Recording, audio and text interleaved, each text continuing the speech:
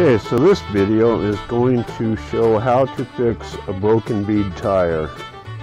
That is a tire with the bead of the tire is separated from the rim.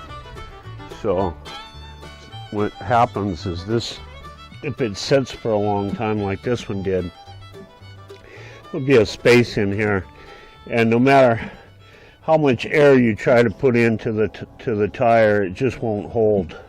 So what I'm going to do is show you how to wrap that with a chain and a binder, and then soap it up. We'll soap it up, wrap it with chain and binder, and then we'll put the air to it and see if we have any success. Okay, so what I decided to do was move this tire up where it was easier to work with it. And just put the chain around, got the binder extended out and hooked on, and we'll just hold it up a little bit like so, my leg, and pull up to start to slowly tighten the binder, and then pull that tire up all the way around, or the chain up all the way around, and then kind of put that binder in. Alright, so we tightened it up a little bit more. I think we may have it. Looks like we got it. Indeed we did.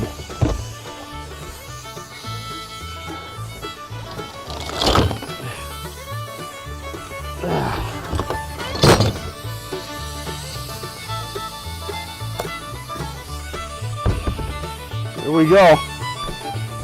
There. Tire. Indeed.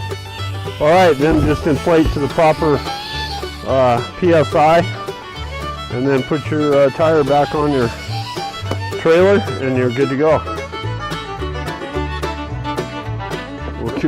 Okay, so we got air in the tire, and what we're going to do real quick is do a bead check and make sure that we got a seal, good seal.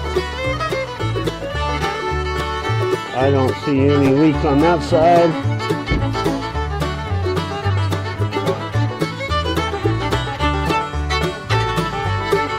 That side looks good.